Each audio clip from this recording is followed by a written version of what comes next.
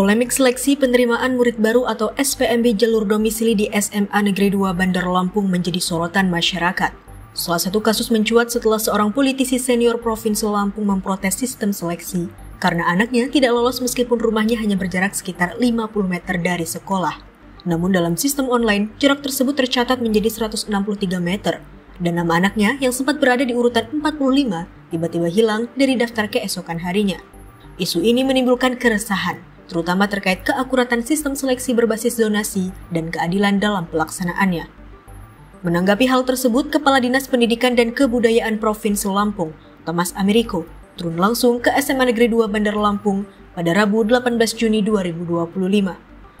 Dalam kunjungan itu, Thomas memantau langsung proses seleksi jalur domisili. Ia berdiskusi dengan kepala sekolah, guru, dan panitia penerimaan, serta meninjau sistem data penerimaan siswa di ruang operator. Thomas menjelaskan bahwa proses seleksi tahun ini mengacu pada Permendikbud nomor 3 tahun 2025. Kalau tahun kemarin kan zonasi ya sistemnya, jadi kan berdasarkan kedekatan rumah itu yang menjadi prioritas tahun kemarin. Tapi tahun ini berdasarkan Permendikbud nomor 3 tahun 2025 itu berubah menjadi domisili. Artinya dilihat dulu zonasinya berdasarkan domisili, tetapi rekrutmennya yang lolos itu berdasarkan nilai. Nilai tertinggilah yang akan diterima. Tetapi kalau nilainya sama, maka dihitung jaraknya. Jarak yang paling dekatlah yang diterima. Maka ada perbedaan. Kalau dulu yang penting rumahnya dekat itu yang lolos. Hari ini tidak. Yang penting dia masuk zonasi dulu berdasarkan domisili, tapi nanti dilihat rata-rata nilai akademiknya. Yang nilainya besar, itulah yang akan diterima oleh pihak sekolah.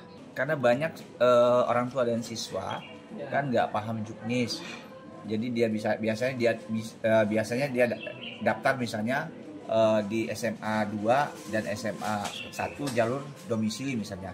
Ternyata dia terpental. Tapi dia sudah terverifikasi, maka secara otomatis berdasarkan juknis dia tidak boleh lagi mendaftar di tempat lain. Kecuali pada saat dia daftar di SMA Negeri 2 atau Negeri 1, dia tertolak oleh sistem karena tidak memenuhi syarat. Maka kemudian dia boleh ke jalur atau di sekolah yang lain. Ia menegaskan bahwa sistem seleksi berlangsung transparan, berbasis teknologi dan tidak bisa diubah oleh pihak luar. Dalam pernyataannya, Thomas juga menekankan bahwa seluruh proses SPMB harus bebas dari intervensi. Ia menyampaikan bahwa Dinas Pendidikan memiliki tim dan server tersendiri untuk menjamin integritas data, serta siap menerima laporan masyarakat jika ditemukan dugaan kecurangan yang disertai bukti valid. Untuk diketahui, pendaftaran online untuk jalur domisili, afirmasi, dan mutasi berlangsung dari 16 hingga 19 Juni 2025. Verifikasi berkas dilakukan hingga 23 Juni, pengumuman dijadwalkan pada 25 Juni, dan daftar ulang pada 25 hingga 26 Juni 2025. Dari Bandar Lampung, Siti Khoiriah, tim Kupas TV, melaporkan.